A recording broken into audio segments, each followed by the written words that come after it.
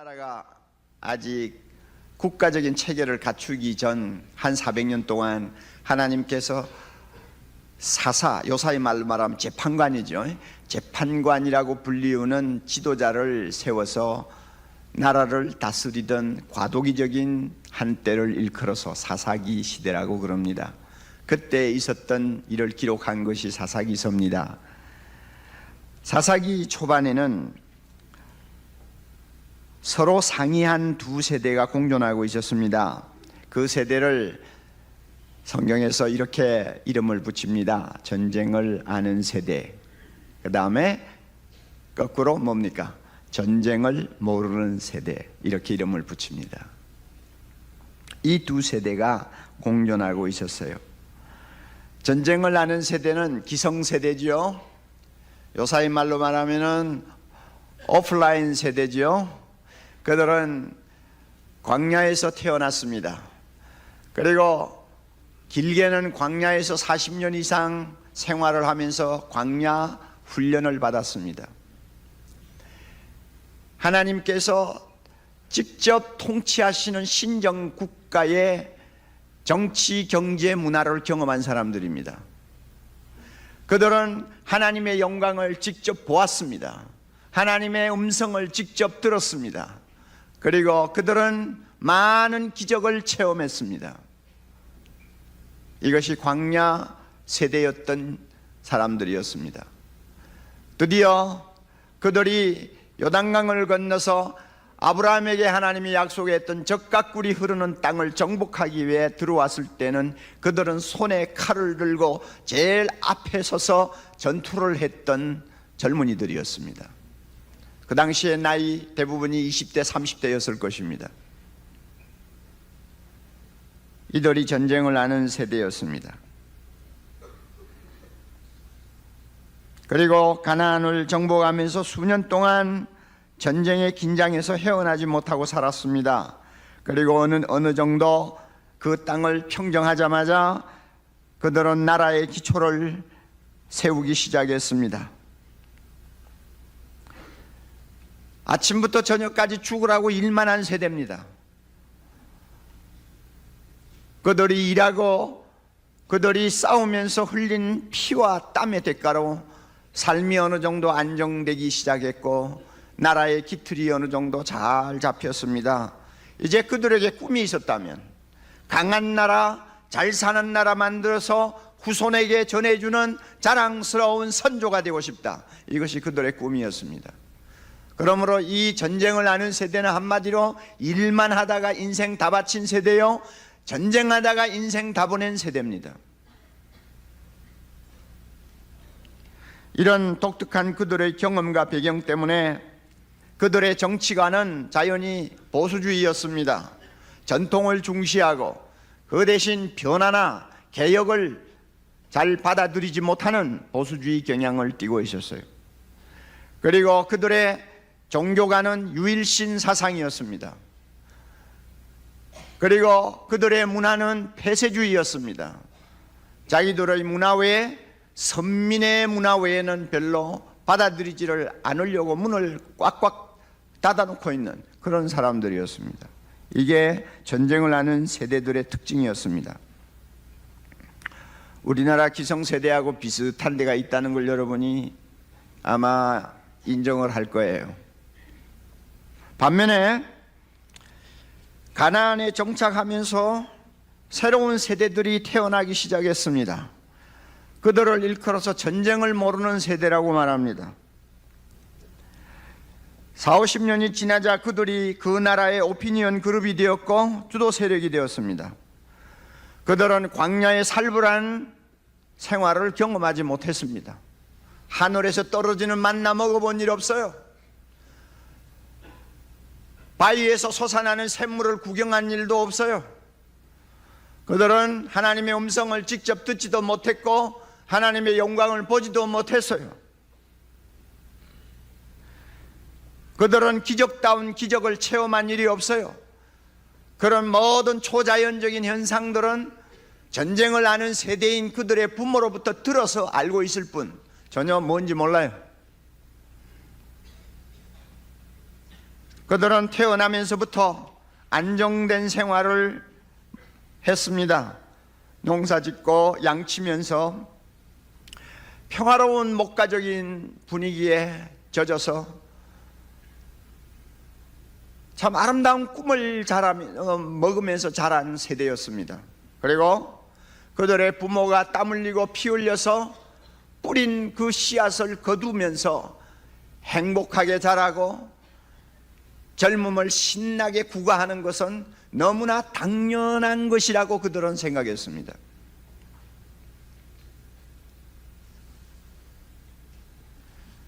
그리고 속으로 그들은 늘 이런 생각을 깔고 있었을 것입니다. 우리 세대는 아버지 세대하고 틀려. 아버지 세대는 아버지 세대고 우리 세대는 우리 세대야 하는 이런 생각을 늘 마음속에 깔고 자라난 사람들이었습니다. 이들이 전쟁을 모르는 세대였습니다. 오늘 우리나라의 전쟁을 모르는 세대들의 의식 세계와 비슷한 데가 있을 거라고 여러분이 심자히 갈 거예요. 이렇게 전쟁을 아는 세대와 전쟁을 모르는 두 세대가 오버랩되는, 중복되는 한 50여 년 동안은 두 세대 간의 갈등과 대립이 대단했을 것입니다. 뭐 성경에 일일이 기록해 놓고 있지는 않지만은 대단했을 거예요. 그래서 기성세대들이 보기에는 신세대야말로 보통 위험하고 불안한 존재들이 아니라고 생각했을 것이고, 또 전쟁을 모르는 세대가 보기에는 기성세대야말로 변화와 개혁이 필요한 대상이라고 늘 생각했을 거예요. 그러면서 서로가 보이지 않는 갈등과 대립을 계속 이어갔을 거라고 저는 생각합니다. 그러나 시간은 신세대 편에 있었어요. 심심하면 우리가 광야에 살 때는 말이야, 심심하면 우리가 가나안 전쟁을 한참 할 때는 말이야, 그러지 않았는데 하는 소리를 귀가 아프게 하던 그 캐캐묵은 구세대는 이제 역사의 무대에서 사라졌어요. 그리고 전쟁을 모르는 세대가 이제 나라의 중심이 되어서 새로운 역사를 펼치기 시작했습니다. 그런 시대가 200~300년 흐르면서 결과적으로 어떻게 됐는지 압니까? 여러분 성경 펴놓고 계시죠? 2장 7절 봅니다. 2장 7절, 백성이 여호수아에 사는 날 동안과 여호수아 뒤에 생존한 장로들, 곧 여호와께서 이스라엘을 위하여 행하신 모든 큰 일을 본 자에 사는 날 동안에 뭐 했다고요? 여호와를 섬겼다. 그래서 그들이 다 죽고 나자 어떻게 됐느냐? 10절, 그 후세 사람도, 그 세대 사람도 다 그 열조에게로 돌아갔고, 그 후에 일어난 다른 세대, 전쟁을 모르는 세대는 다 같이요, 여호와를 알지 못하며 여호와께서 이스라엘을 위하여 행하신 일도 알지 못하였더라. 결국 하나님 없는 역사가 펼쳐지기 시작했고, 그 결과 여러분 사사기서를 집에 가서 읽어보세요. 사사기의 역사는 어떤 역사입니까? 패배의 역사입니다. 수치의 역사입니다. 굴욕의 역사입니다. 패망의 역사입니다. 부패의 역사입니다. 속된 말로 말하면 하나님을 모르는 세대가 나라를 말아먹어버린 거예요. 이런 역사를 우리는 사사기서를 통해서 보고 있습니다. 우리가 이런 말씀을 앞에 놓고 몇 가지 좀 역사적인 교훈을 배울 필요가 있습니다. 전쟁을 아는 세대와 전쟁을 모르는 세대가 함께 공존하는 우리 사회에서 우리가 좀 배우고 생각해야 될 진리가 있다고 저는 믿습니다. 첫째로요, 사사기 시대의 전쟁을 아는 세대는 안정되고 부유한 삶을 살게 되면서 많이 변질되어 버렸습니다. 그래서 다음 세대에게 모범이 되지 못했고 감동을 주지 못했다고 하는 사실을 우리는 주목해야 합니다. 다시 한번요, 사사기 시대 전반기에 있었던 소위 전쟁을 아는 기성세대는 나중에 가나안 정복을 거의 끝내고 이제는 손에서 칼을 놓고 평안하고 그야말로 행복한 삶을 조금씩 누리기 시작하면서, 그리고 사는 재미를 조금씩 맛보기 시작하면서 그들은 자기도 모르게 변질이 되기 시작했어요. 신앙이 작고 희미해졌어요. 그리고 신앙과 삶이 일치하지 못하는 모순을 드러내기 시작했습니다.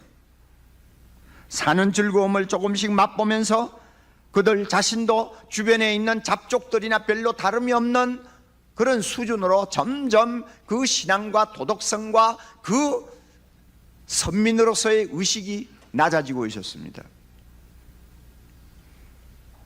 한 가지 예를 들까요? 여호수아가 110세까지 살았습니다. 여호수아는 애굽에서 태어난 사람이거든요. 그래서 벌써 광야 생활 40년 했잖아요. 그리고 애굽에서 나올 때 거의 40세 가까운 사람이었습니다. 그러니까 여호수아가 가나안 땅에 들어와서 이스라엘 백성들을 진두에서 지휘할 때는 거의 나이가 85세 가까운 노인이었습니다. 이 노인이 가나안 정복을 끝내고 세상을 떠날 때가 110세니까 가나안에 들어온 지 약 20-30년 정도 되었습니다. 이제 20-30년 됐어요. 그렇다면 가나안에서 태어나가지고 광야에서 태어나가지고 광야에서 한 20년, 30년 살던 사람은 가나안 전쟁을 치룰 때는 20대, 30대의 전사들이었습니다. 손에 칼을 들고 전선 제일 앞에 서서 나라를 위하여 싸우던 사람들이었습니다. 그런데 이제 여호수아가 110세 될 때니까 한 30년 지났잖아요. 그러니 손에 칼을 들고 싸우던 20대, 30대가 이제는 50대, 60대로 다 접어들었습니다.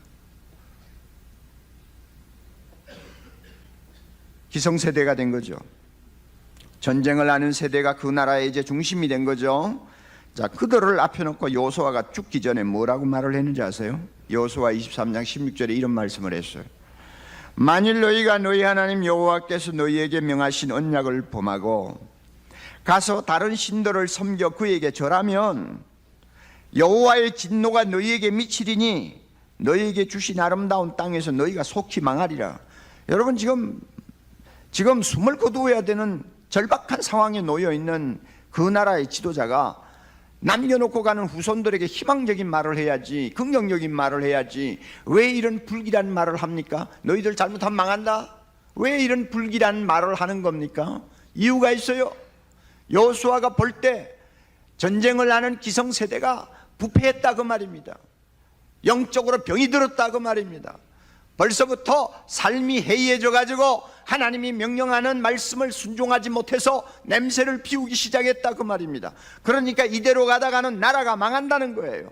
마음에 불안이 쌓여 있어요. 죽어도 눈을 감을 수 없는 불안이 여호수아의 마음에 있는 거예요.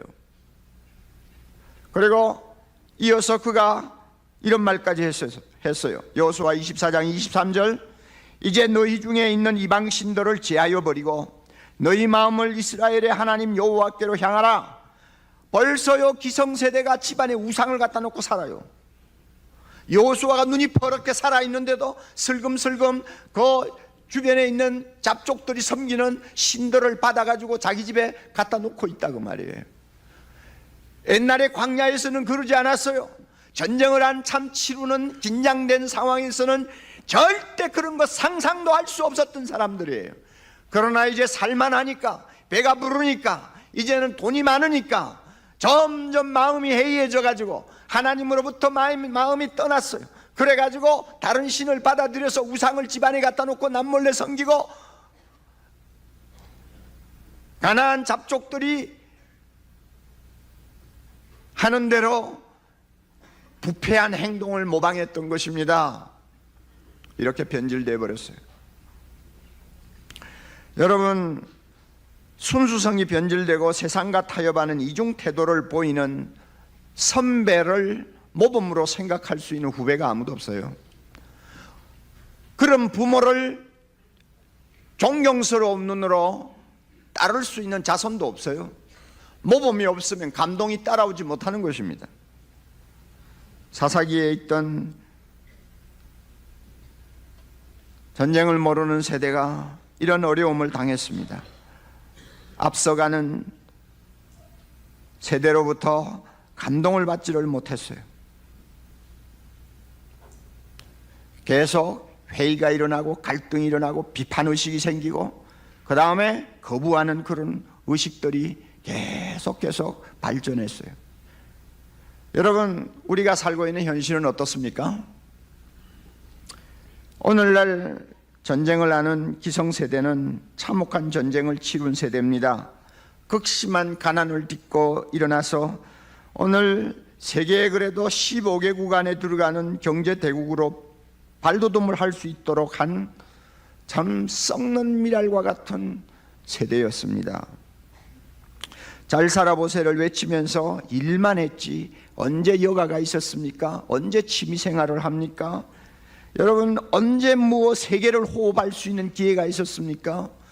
일만 하며 지금까지 살아온 세대입니다. 그러나 이 세대도 20, 30년 전부터 이제 살만하고 여유가 생기고 사는 재미가 무엇인가를 조금씩 맛보기 시작하면서 그들도 변질되었다는 것을 우리는 시인합니다. 신앙이 삶을 지배하는 유일한 원칙이 되지 못했어요. 전쟁할 때는 신앙이 유일한 원칙이었어요. 가난할 때는 오직 하나님만 믿고 하나님의 영광만을 위하겠다고 하는 일념을 가지고 사는 어떤 원칙이 있었어요. 그러나 자가용 굴리고 큰 집 짓고 그 다음에 여유있게 살고 여가를 즐기고 재산을 축제하고 이러면서 오직 하나님을 섬기는 신앙만이 나의 삶을 유지하는 원칙이라는 생각이 흔들리기 시작했어요. 그래서 신앙과 생활이 따로 노는 모순을 보이기 시작했습니다. 전쟁을 모르는 이 세들이 볼 때는 이중인격자였습니다.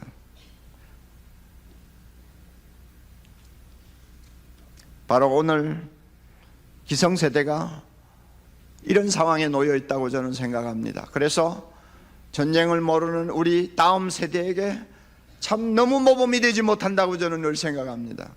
감동을 주지 못한다고 생각합니다. 이것을 부끄럽게 생각합니다. 왜 오늘날 의식 있는 젊은이들이 개혁의 우선순위로 교회를 꼽습니까? 왜 대형교회는 개혁을 해야 될 영순위로 보는 것입니까?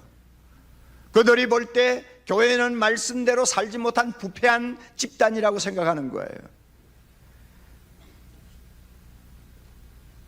물론 그들의 시각이 다 옳은 것은 아닙니다만은 뭔가 구린내가 나는 데가 있으니까 이런 상황이 벌어지는 거 아닙니까? 한국 갤럽에서 조사한 바에 의하면 젊은이들을 놓고 당신이 장차 종교를 선택한다면 무슨 종교 선택하겠느냐가 물으면 대다수가 불교입니다. 그 다음에 캐톨릭입니다. 기독교는 극소수에 지나지 않아요. 왜 기독교가 오늘날 이렇게 사람들에게 냄새를 피우는 거예요? 이유가 있어요. 우리가 변질되었기 때문이에요. 그러므로 우리 기성세대는 하나님 앞에 회개해야 합니다. 우리가 얼마나 잘못되어 있는가를 말씀을 통해서 진단받으면서 하나님 앞에 회개하고 부끄럽게 생각해야 합니다. 우리를 비판하는 젊은 세대를 놓고 나무라기만 하면 안 돼요. 섭섭하다는 말만 하면 안 돼요. 우리 자신이 얼마나 잘못되었는가를 발견해야 돼요. 사사기 시대에 전쟁을 하는 세대가 잘못되었던 것처럼 오늘 우리도 잘못되어 있다는 것을 알아야 돼요. 한편 전쟁을 모르는 세대에게 한마디 하고 싶습니다. 전쟁을 모르는 세대 손 한번 들어보세요. 아마 이 중에는 꽤 될 거예요. 안 들어도 돼요. 얼굴만 봐도 다 알아요. 여러분, 완전한 모범이라는 것은 이론상으로는 존재하지만 실제적으로는 존재하지 않습니다. 아무도 완전한 모범이 될 수 없습니다. 모범이 되지 못한다고 해서 전부가 틀렸습니까? 아마 그런 극단적인 이론을 펼 수 있는 사람은 아무도 없으리라고 봐요. 모범이 되지 못하는 부분은 있지만은 그 사람이 다 틀린 건 아니라고 말이에요. 오늘날 기성세대, 여러분 보기에는 냄새나고 행편없고 세계화에 맞지 아니하는 시대에 뒤떨어진 어떤 무리들처럼 보일지 모르지만 이 나라를 가난에서 일으키고 전쟁에서 이 나라를 구한 세대에게는 아직도 여러분들이 배워야 될 위대한 덕목이 있다는 걸 알아야 돼요. 여러분에게 감동을 줄 수 있는 덕목이 아직도 있습니다. 꿋꿋함이 있습니다. 용기가 있습니다. 양심이 있습니다. 그래도 신앙이 있습니다. 나라를 사랑하고 자녀들을 사랑하는 뜨거운 열정이 있습니다. 이런 부분들을 여러분이 주목해야 됩니다. 그래서 그들의 좋은 점을 여러분이 배우려고 해야 합니다. 하나라도 좋은 점이 있으면 앞서가는 세대로부터 배우겠다고 하는 겸손을 가질 때 여러분이 잘못한 것을 놓고 비판할 자격이 있는 것이지, 좋은 것이 있어도 배우겠다고 하는 생각도 없는 사람은 비판할 자격도 없는 거예요. 이 점을 우리가 명심할 필요가 있어요. 실패학이라는 것이 무엇인지 아시죠? 실패학. 실패도 연구의 대상이 될 만한 가치가 있다는 것입니다. 이게 실패학이에요. 기성세대는 어떻게 보면 실패학의 연구 대상입니다. 좋은 것을 남겨놓지 못했고 무거운 짐을 여러분에게 떠넘겼지만 절망하고 비판만 하지 말고 그들의 실패를 연구의 대상으로 놓고 여러분이 연구하면 실패는 성공의 어머니라는 말과 같이 여러분들은 오히려 그런 과오를 반복하지 않으면서 이 나라를, 하나님의 나라를 더 아름답게 세울 수 있으리라고 저는 믿습니다. 연구하세요. 어느 세대나 다음 세대에게 짐을 남겨놓지 않는 법은 없습니다. 지금은 우리가 무거운 짐 여러분에게 남겨놓고 가지만 여러분들도 30-40년이 지나면 지금보다도 더 무거운 짐을 여러분 후대에게 또 남겨놓고 갈 수도 있어요. 그러므로 비판만 하지 말고 큰 소리만 치지 말고 앞서가는 세대의 잘못을 연구의 대상으로 놓고 그 실패를 반복하지 않겠다고 하는 각오를 가지고 여러분이 노력을 하면 이 나라 구원할 수 있는 길이 생길 것이라고 저는 믿습니다. 자, 끝으로 정리합니다. 사사기서를 보면 하나님을 부정한 세대는 망했습니다. 망했어요. 사회 전반에 만년된 무신론 사상이 사사기의 시대를 암흑의 시대로 만들어 버렸습니다. 지금도 마찬가지입니다. 여러분의 마음에서 하나님을 추방합니까? 굉장히 위험하다는 걸 알아야 돼요. 오늘 이 시대는 바칠라프 하벨 체코 대통령이 표현한 것처럼 인류 역사상 처음으로 등장한 무신론 문명입니다. 모든 사람의 의식에서 하나님을 추방하고 있어요. 사회 각 분야에서 하나님의 존재를 인정하지 않으려고 합니다. 그래서 어떻게 됩니까? 여러분, 어디에서 인간성이 파괴됩니까? 하나님이 계시지 않는 곳에서 인간성이 파괴됩니다. 누구의 마음에서 증오와 복수가 불탑니까?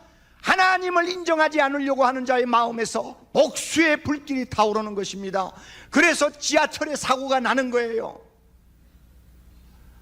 여러분, 누구에게서 성매매나 성물란의 죄악들이 날마다 반복이 됩니까?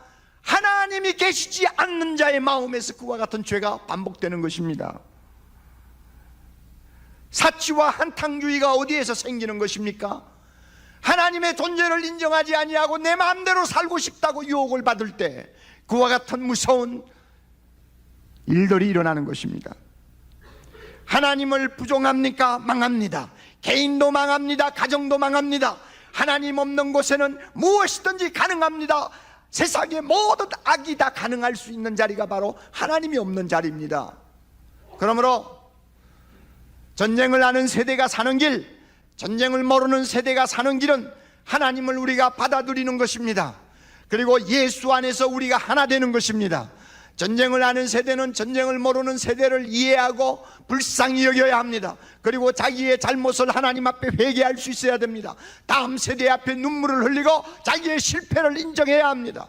동시에 전쟁을 모르는 세대는 예수 안에서 기성세대를 이해하고 포용하고 그들의 좋은 점을 배울 뿐만 아니라 그들의 실패를 통해서 더 나은 역사를 창조하기 위한 노력을 해야 합니다. 그래서 예수 안에서 두 세대가 함께 만나 새로운 부흥을 일으키는 내일의 역사, 우리가 창조해야 합니다. 이럴 때 교회가 삽니다. 이 나라가 삽니다. 여러분의 세대가 삽니다. 하나님이 이런 은혜 우리 모두에게 주실 줄 믿습니다. 이 일을 위해 우리 함께 기도하도록 하겠습니다. 날마다 기도합시다.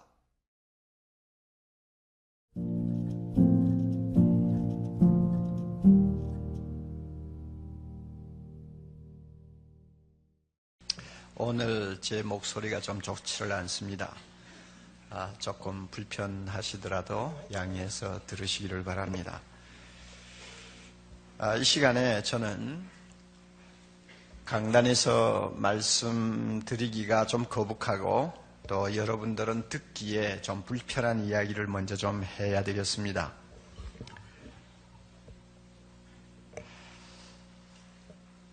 우리나라가 참 큰일 났다는 생각을 자주 합니다.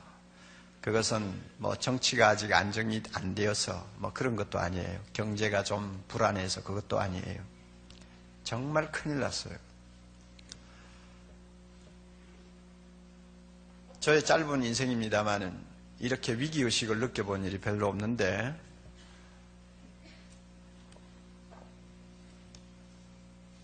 어떻게 되려고 그러는지는 모르지만 이대로 가다가는 큰일 나겠다 하는 생각을 자주 합니다. 그 이유는 너무 급속도로 너무 넓게 성적으로 타락하는 현상이 우리 눈앞에 벌어지고 있기 때문입니다. 정말로 이거는 걷잡을 수 없는 일들이 또 많은 사건들이 우리 주변에서 일어나고 있습니다. 바람을 타고 번지는 불길처럼 수많은 젊은이들을 그 불길 속에 앗아가고 태우고 하는 것을 우리가 봅니다. 여러분도 잘 아시는 바와 같이 모 탤런트가 자신이 간음하고 혼음한 체험기를 담은 책을 출판을 했는데 열흘 만에 5만 부 이상이 팔렸어요. 열흘 만에 5만 부 이상이 팔렸으면 한 달에 적어도 10만 부가 팔린다는 이야기고 1년이면 100만 부가 더 팔린다는 이야기입니다. 도대체 그 책을 누가 봅니까? 왜 많은 사람들이 그런 책에 관심을 갖는 것일까요? 여고 3학년생이 30대 유부남과 함께 놀아나면서 변태적 성행위를 하고 있는 이야기들을 담은 포르노 영화 거짓말이 지금 전국적으로 80여 이상 되는 영화관에서 상영되고 있습니다. 그 영화를 보는 대부분의 사람들이 20대입니다. 그리고 어떤 영화관에는 10대 청소년들도 거침없이 관람객으로 받아들이고 있다고 합니다. 영화를 보고 나온 관람자들의 8, 90%는 이거는 포르노다. 이거는 누구한테도 권하고 싶지 않다. 여론조사에서 이렇게 말하면서도 그 영화를 보는 거예요. 그런데 더 기가 막힌 것은 영화관에 가서 보는 것은 세 발의 피라고 그럽니다. 그 영화관에서 상영되는 내용은 한 40분은 커트가 된 것이라고 합니다. 그런데 인터넷을 통해서 파일을 받아가지고 인터넷으로 그 영화를 보는 사람은 120분짜리 풀로 다 보는 거예요.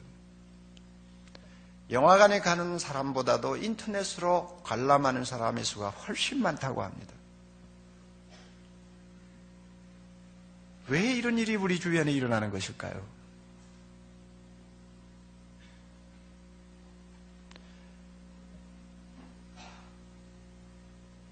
그런 영화를 창작의 자유니 표현의 자유니 하면서 허가를 내준 사람들, 나는 말하고 싶어요. 자기에게 고등학교 다니는 딸이 있으면 한번 발가벗겨가지고 그런 짓을 하도록 먼저 내놓으라고 내가 말하고 싶어요.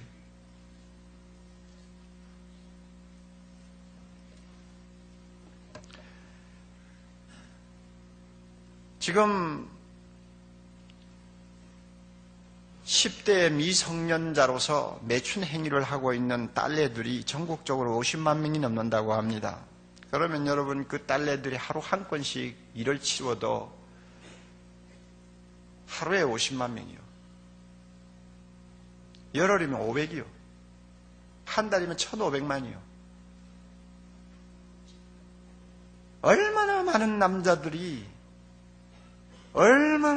남자들이 마귀로 변해가고 있는가.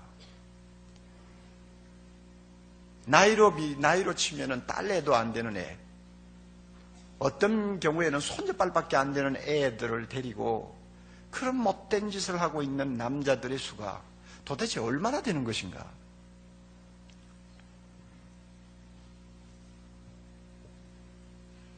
그런 사람들은 선진국처럼 명단 공개해서 사회에서 매장시켜야 됩니다. 그런데도 명단 공개하자는 법을 만들어 국회에 내놨는데도 통과를 시키지 않고 거머쥐고 앉아있는 법사위원들이 있었어요. 너무 국민 여론이 따가우니까 겨우 통과는 시켰습니다마는 한동안 그거 지고 앉아있었어요. 내 속으로 그랬어요. 왜 통과를 안 시킬까? 아마 자기가 한 번씩 가나보지. 그 생각을 안 할 수가 없는 거예요.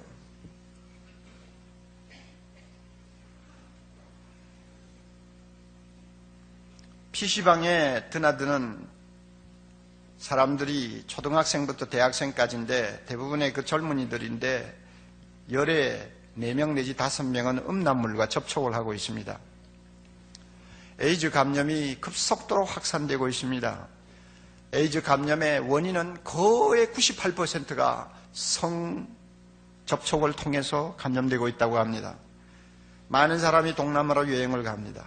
동남아로 여행 가서 값비싼 사창가에 가서 할 짓 안 할 짓 다 하고 와가지고 자기가 감염이 됐는지 안 됐는지도 모릅니다. 그리고는 한국으로 돌아와가지고는 또 원조교제인지 뭔지 하는 것을 통해서 순진한 딸내들을 유혹해가지고 또 성접촉을 합니다. 그러니 이 딸내들이 자기가 지금 에이즈 병균을 갖고 있는지 안 갖고 있는지도 몰라요. 그냥 정신없이 확산되는 것입니다. 여러분, 어떻게 이런 일들이 우리 주변에서 이렇게 한계를 모르고 확대되고 있는지 기가 막힌 이야기입니다. 어느 글을 보니까 서울시는 세계에서 가장 돈만 있으면 매춘을 할 수 있는 가장 쉬운 도시라고 그럽니다. 그게 무슨 소린가 했더니 50m 간격으로 돈만 있으면 얼마든지 여자하고 놀아나고 남자하고 놀아날 수 있는 시설들이 있다는 거예요. 그래서 너무 과장되다 하고 생각을 했는데 좀 읽어보니까 이해가 가요. 태페이발소, 증기탕, 단람주점, 안마시술소, 사창가, 윤락가 줄줄이 있는 거예요. 우리나라가 어쩌다가 이 모양이 돼가는지 모르겠어요. 좀 먹고 살만하니까 이건 뭐 어떻게 좀 돌아버리는 것 같아요. 제가 입에서 나오는 말을 지금 참느라고 굉장히 지금 애를 쓰고 있어요. 정말 왜 이러는지 모르겠어요. 정말 왜 이러는지 모르겠어요, 다들. 우리 모두가 대단히 위험하고 악한 성감전지대에 지금 노출되어 있습니다. 소돔 고모라와 유사하다는 생각을 자주 합니다. 우리는 소돔 고모라에 대해서 잘 알고 있어요. 어느 날 아침, 하루아침에 갑자기 하나님의 심판을 받아서 저 사해바다 밑바닥으로 깔아앉았어요. 지구상에서 그 흔적조차 찾아볼 수 없을 만큼 하나님의 심판을 받았습니다. 왜 소돔 고모라가 하루아침에 이와 같은 심판을 받았느냐? 오늘 읽은 본문에 그 이유가 나옵니다. 여러분들이 본문을 보면 7절요. 무법한 자의 음란한 행실 때문이라고 합니다. 무법한 자의 음란한 행실. 이 무법하다는 말을 여러분이 주목하셔야 됩니다. 무법한 음란한 행실이라는 말입니다. 우리가 알고 있는 바와 같이 성이라고 하는 것은 하나님이 인간에게 주신 참 귀한 선물입니다. 결혼이라는 아름다운 제도 속에서 하나님이 남녀 부부에게만 허용하신 너무나 고귀한 축복이요 은혜입니다. 그래서 하나님이 명령하신 자연 질서대로 남녀가 결혼해서 결혼 생활을 통해서 서로가 성을 나눌 수 있도록 하나님이 허락하셨어요. 그런데 이 무법하다는 말은 뭐냐면 하나님의 이 자연 법칙을 역행한다는 말입니다.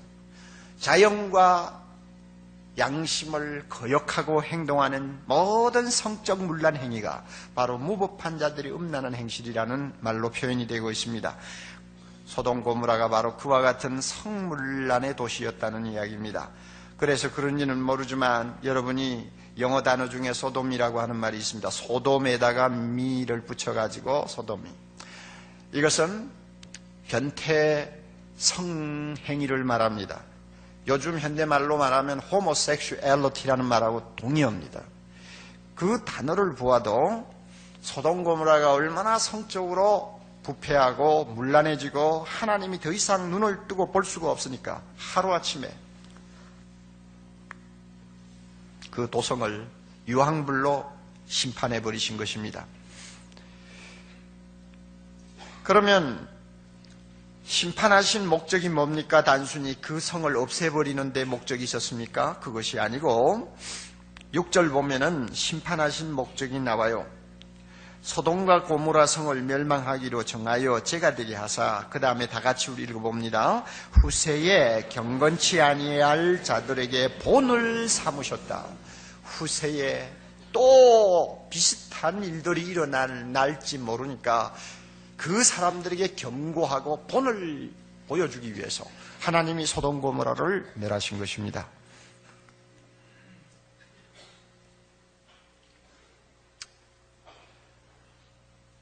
우리가 긴 세계 역사를 놓고 보면 폼페이와 같이 화산재에 묻혀서 역사적으로 참 비극의 현장에 그 하나의 모습을 남겨놓는 그런 경우도 가끔 있습니다만은, 그러나 소돔 고모라와 같이 하나님의 손에 직접 심판을 받는 케이스는 거의 없었습니다.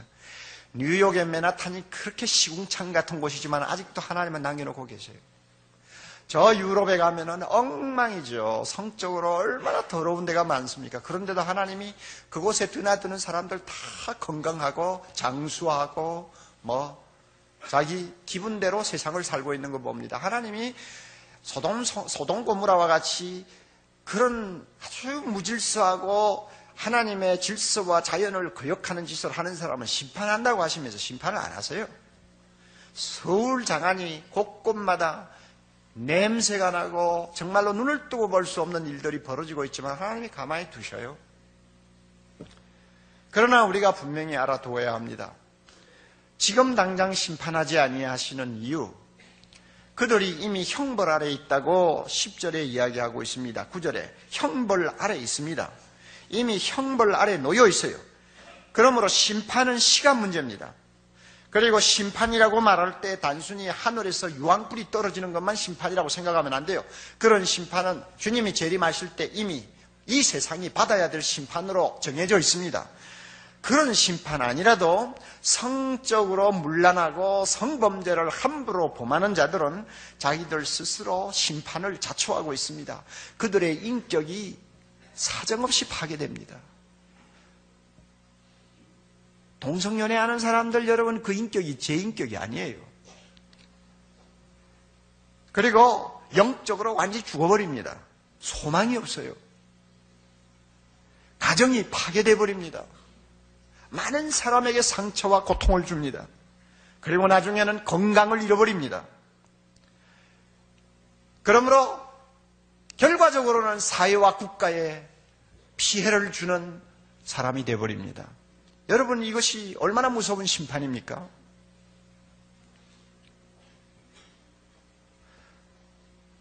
소돔 고모라에 롯이 수십 년을 살았던 것으로 알고 있습니다. 그럼에도 불구하고 도대체 롯이 소돔에서 한 일이 뭐냐? 베드로는 오늘 보니까 롯을 굉장히 높이 평가하고 있어요. 뭐라고 말합니까? 의인이라고 그러죠. 의인이라고 평가를 하고 있네요.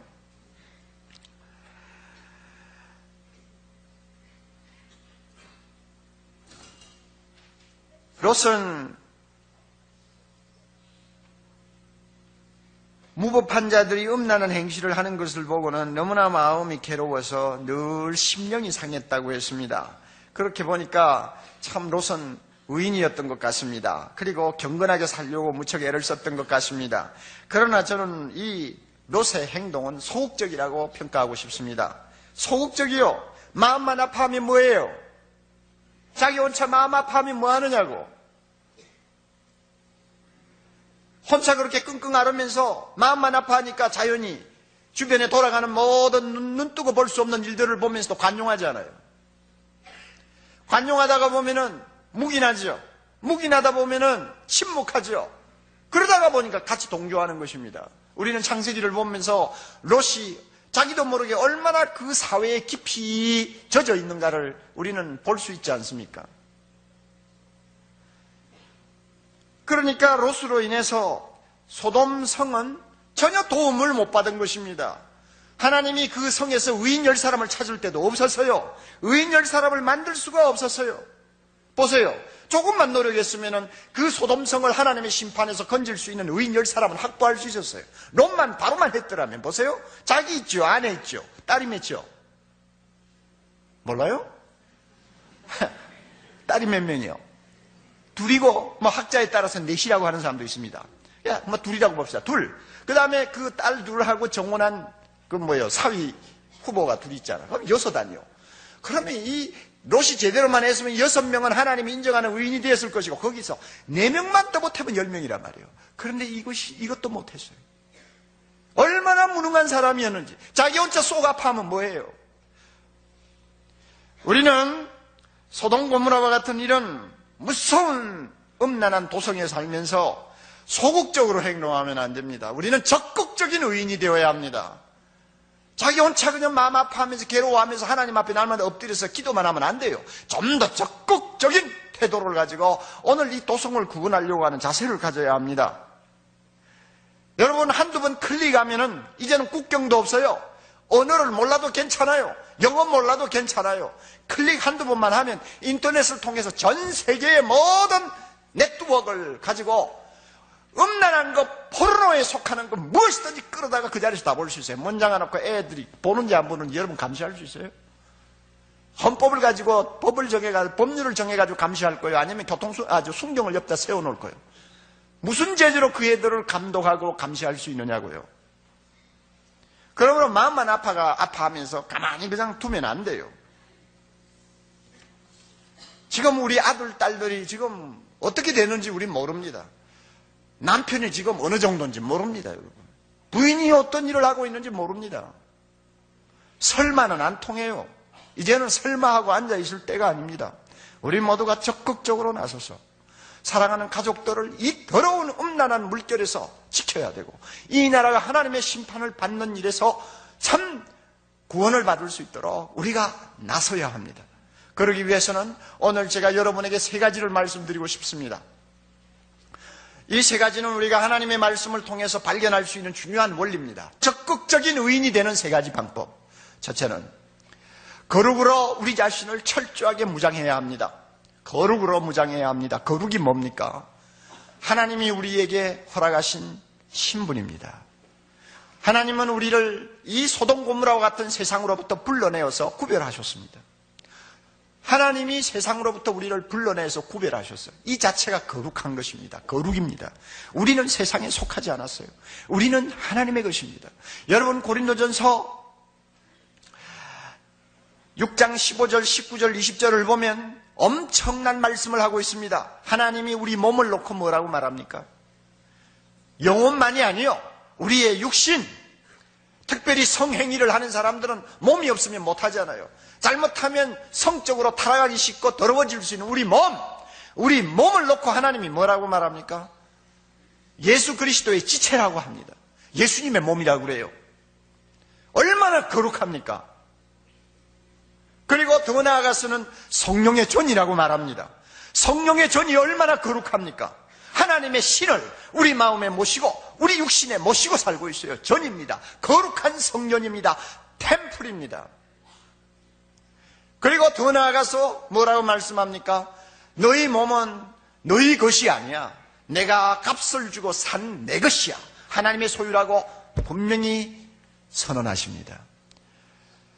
이처럼 우리 자신의 몸이, 우리의 인격과 신분 전체가 하나님처럼 거룩하게 구별되어 있다는 사실을 말씀을 통해 분명히 알고, 그 말씀을 나의 믿음으로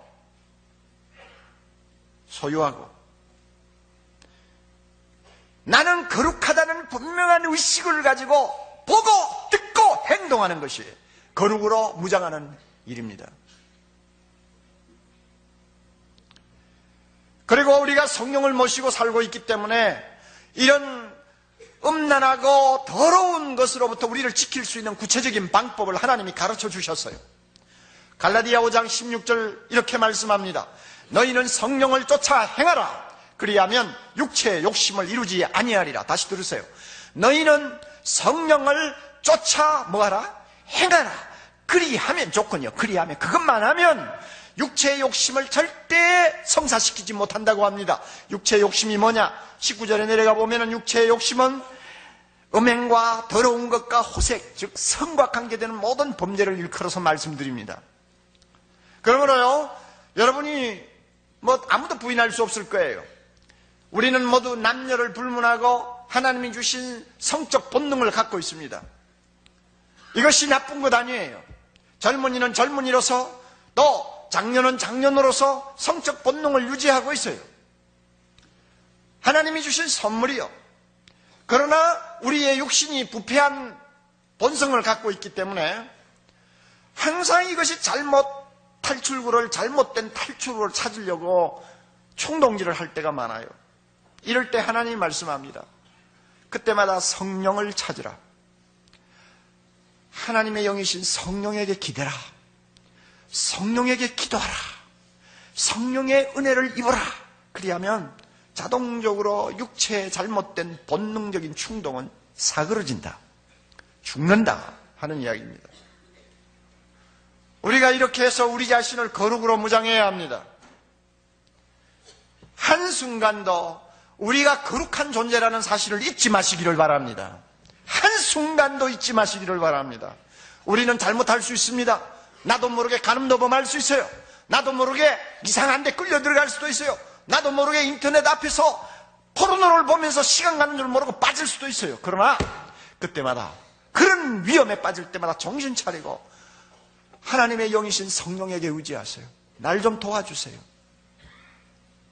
우리가 그와 같이 성령을 찾아 의지하는, 거룩을 지키려고 하는, 거룩으로 무장하려고 하는 적극적인 노력을 안 하기 때문에 나도 모르게 빠져들어가는 거예요.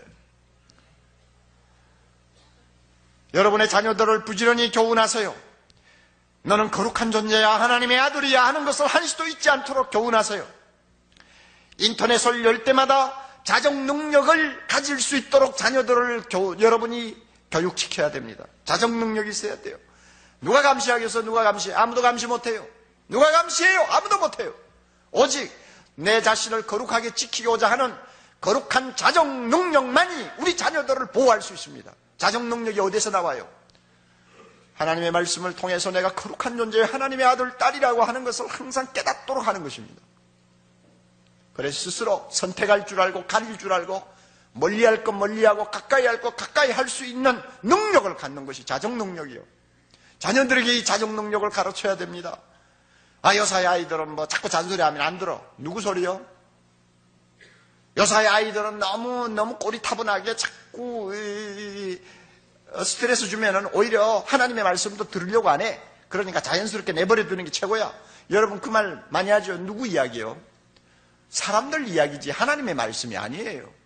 하나님 말씀 보세요. 자녀들을 어떻게 하라고 그랬어요? 부지런히 가르치라고 그랬어요. 부지런히, 듣든지 말든지 부지런히 가르치라고 그랬어요.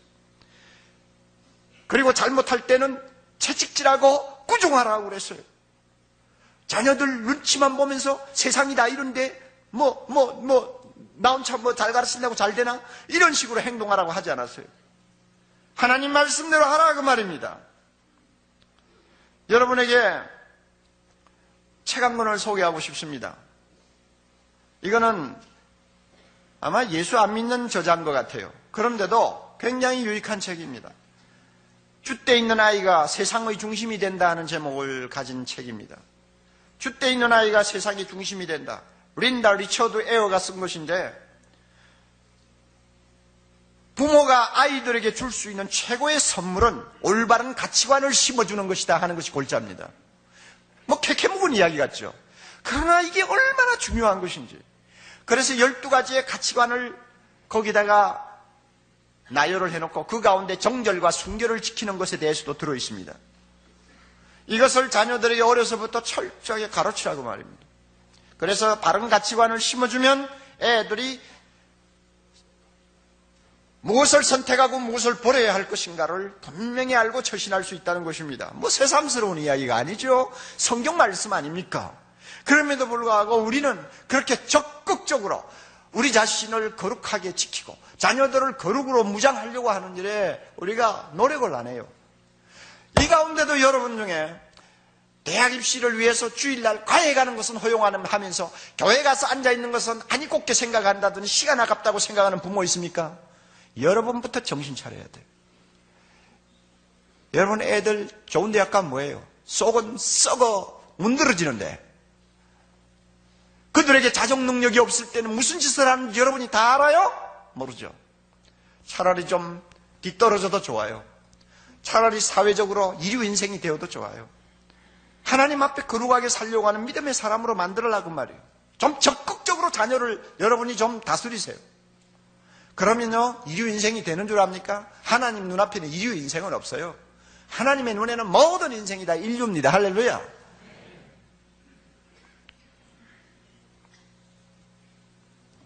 둘째로는 음란한 성문화를 부추기는 세력에 적극적으로 대응해야 합니다. 다시요, 음란한 성문화를 부추기는 세력에 적극적으로 대응해야 됩니다. 저는 김강자 서장이라는 분, 그 기사를 읽을 때마다 참 제가 감동을 받는데, 나는 서장이라는 자리가 그렇게 대단한 줄 몰라서요. 교회 다니는 집사 장로 중에 서장이 되신 분들 여러 분 제가 알고 있지만은 서장이 되어가지고 그렇게 대단한 일을 하는 걸 못 봤어요. 왜냐하면 별로 힘이 없는 자리로 알고 있었는데 여자 한 분이 그냥 서장이 되더니 말이죠. 국력으로도 어찌하지 못하고 60만 대군으로도 어찌하지 못하는 일. 그 일을 잡고 흔들면서 지금 보세요. 이 대단한 사건이 일어나고 있지 않습니까? 제가 그분 기자들과 인터뷰하는 내용을 읽으면서 감동받았어요. 그분이 그래요. 지금도 새벽 3시까지 유흥가를 순찰하다가 돌아와서는 경찰서에 있는 자기 조그마한 방에 들어가서 새벽 3시에 잔대요. 그리고 또 몇 시간 자고는 일어나는데 너무너무 행복하대요. 왜냐하면 자기가 하고 싶은 일을 하고 있기 때문이래요. 그리고 자기에게 딸 둘이 있는데 하나는 반드시 경찰관을 시킨대요. 이분이 예수 믿는지 안 믿는지는 모르지만 제가 참 도전받았어요. 저렇게 적극적인 자세를 가지고 악과 대결하려고 하니까 참 나약한 여성이지만 뭔가 해내지 않아요. 오늘 우리에게 이와 같은 적극적인 행동이 필요합니다. 5만 개의 교회가 있고 1000만 명이 넘는 신자가 있는 이 나라가 꼴이 뭡니까 지금? 그렇잖아요. 왜 우리가 이 꼴로 그냥 롯처럼 말이죠. 혼자 가슴만 아파하고 그저 교회 나와서 주여 하고 한숨 섞인 기도만 하고는 더 이상 아무것도 못하는 무력한 존재가 되는 이유가 뭡니까? 이것은 하나님도 슬퍼하시리라고 생각합니다. 여러분 가운데 공직에 몸담고 계시는 분 있나요? 여러분의 공직을 최대한 이용해서 이 잘못된 성문화를 퇴치하는 데 앞장서시기 바랍니다. 여러분에게 전문 지식을 갖고 있습니다. 여러분이 전문 지식을 가지고 있는 전문인입니까? 여러분 머리를 쓰세요. 연구하세요. 그래서 우리 어린아이들이 포르노를 보지 않도록 차단 프로그램을 좀 만드는 일에 여러분이 좀 지혜를 하나님 앞에 구하세요. 아니면은 그 어떤 프로그램보다도 어린 청소년들을 끌 수 있는 재미있고 유익한 좀 프로그램을 만드는 일에 여러분이 좀 심혈을 기울이면 이 자체가 우리는 적극적인 행동이 됩니다. 여러분이 교육자입니까? 듣든지 아니 듣든지 가르치십시오. 잘못된 것은 잘못되었다고 말을 하십시오. 만약에 우리가 이것도 저것도 하기 힘든 처지에 있다면 시민단체에 가입을 하십시오. 시민단체에 가입해서 서로가 힘을 모아가지고 어떤 소리를 좀 낼 수 있도록 여러분이 노력을 하세요. 예수 믿는 사람이 교회 안에서만 뱅뱅 돌면 안 됩니다. 우리가 이 사회의 악과 대결하기 위해서는 좀 더 적극적인 행동을 취할 필요가 있습니다. 책을 쓸 수 있습니까? 좀 좋은 글을 쓰십시오. 여러분이 어떤 형태로든지 이 사람들을 잘못된 길로 인도하는 성문화에 대해서 과감하게 적극적으로 대처해야 합니다. 이것이 하나님의 자녀의 태도입니다. 이틀 전에 기독교 윤리 실천에서 팩스가 왔는데요. 그 기윤실안에 이런 협의회가 있습니다. 어떻게 이름이 긴지요? 제가 한참 읽어야 될 것 같아요. 음란, 폭력성, 조장, 매체, 대책, 시민협의회입니다. 한참 가요. 그런데 그 의도가 좋은 거예요. 음란과 폭력성 조장을 하는 매체에 대해서, 이 비디오니, 인터넷이니, 영화니, 모든 매체에 대해서 힘을 모아서 대책을 세우자 하는 협의회입니다. 굉장히 좋은 협의회죠. 우리가 이런 데도 가입을 해서 좀 노력을 해야 합니다. 그런데 거기서 저에게 요청하는 게 뭐냐면 전국교회 요청을 한 것이겠죠. 지금 거짓말을 상영하고 있는 영화관에 전화를 해라. 항의를 좀 해달라. 성도들이 들고 일어나서 항의하면 그 사람들이 정신 차릴 수 있을 거다. 그리고 그 영화를 상영하다가 양심이 아프니까 중단하는 영화관도 몇 개 있다. 그런 영화관은 격려 전화를 좀 해줘. 그리고 그 영화가 좋은 프로를 가지고 상영을 할 때는 일부러 좀 가주고 영화를 좀 봐주어서 수입을 좀 올려다오 하는 이야기입니다. 그리고 거짓말에 대한 수사를 맡은 검사에게 전화해서 격려 좀 해다오. 그리고 이 거짓말인지 참말인지 이걸 제작한 사람들에게 전화해서 좀 따끔하게 좀 한마디 해줘. 이런 팩스가 저에게 왔어요. 그런데 좀 시간이 있었다면 제가 그 팩스를 복사해가지고 여러분이 가면서 좀 들고 가도록 하겠는데 이 시간이 없어서 만들지를 못했어요. 여러분, 우리가 가만히 앉아 기도만 하면 안 돼요. 너처럼 막 가슴만 앓고 있으면 안 돼요. 우리 적극적으로 나서야 됩니다. 로마서 12장 21절에 보면 악에게 지지 말고 선으로 악을 이기라. 다 같이 따라합니다. 악에게 지지 말고 선으로 악을 이기라. 예, 이런 좀 적극적인 자세를 가지고 오늘 이 사회를 우리가 품어야 됩니다. 불쌍한 우리 청소년들을 품어야 됩니다.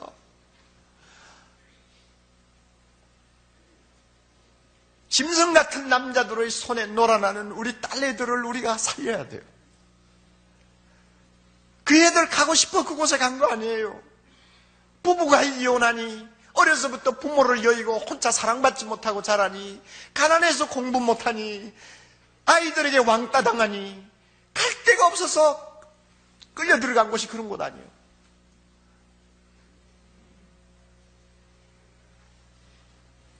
세 번째로는 의인 10명 만드는데 우리가 좀 더 적극적으로 노력해야 합니다.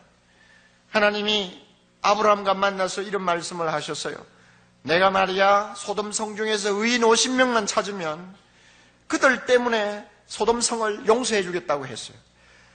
아브라함이 가만히 생각하니 의인 50명을 찾아낼 재간이 없는 거예요. 자기 조카 롯은 의로운 사람인 줄 알았지만 50명이 있는지 장담을 할 수가 없어요. 그래서 하나님 앞에 때를 썼어요. 하나님 40명 어떻습니까? 40명이 있어도 내가 그 성 심판하지 않겠다. 하나님 30명은요? 30명도 좋다. 하나님 20명은요? 그래 20명이 있어도 내가 그 성을 용서해 주마. 아무리 헤어봐도 20명이 나올 것 같지 않아요? 하나님 마지막이에요. 용서해 주세요. 용서해 주시고 들어주세요. 10명이 있으면 어떻게 하겠습니까? 창세기 18장 32절 하나님이 말씀합니다. 내가 10명을 찾아도 멸하지 아니하리라.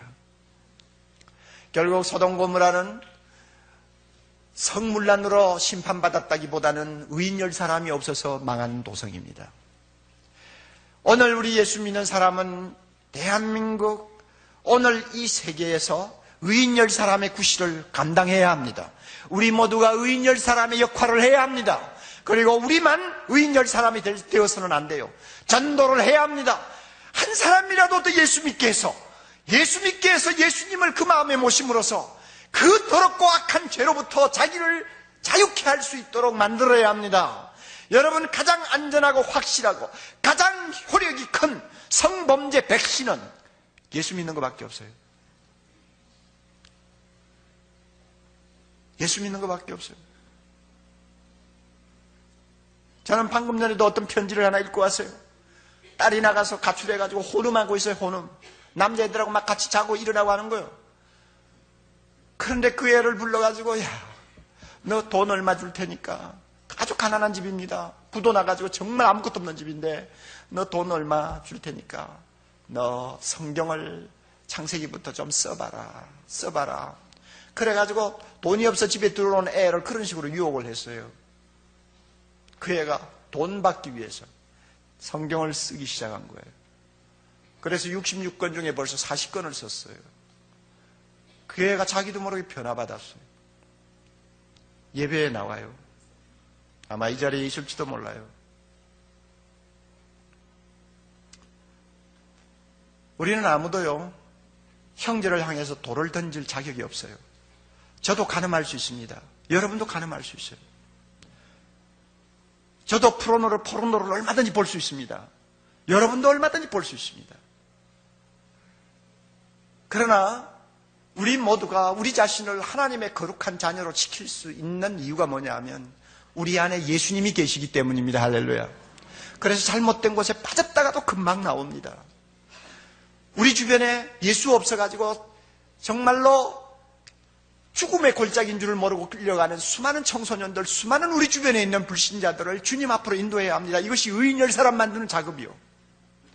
그래서 하나님이 기뻐하시는 의인들이 이 땅에 많아지면 많아질수록 우리는 하나님의 심판을 연기할 수가 있으며 이 세상에 구원의 기회를 더 줄 수 있습니다. 이 역할을 우리가 해야 합니다. 그러면 아무리 우리 눈앞에 있는 상황이 절망적이라고 할지라도 희망은 살아있다고 저는 확신합니다. 이 세상을 구원할 수 있다고 확신합니다. 우리 청소년들을 구원할 수 있다고 확신합니다.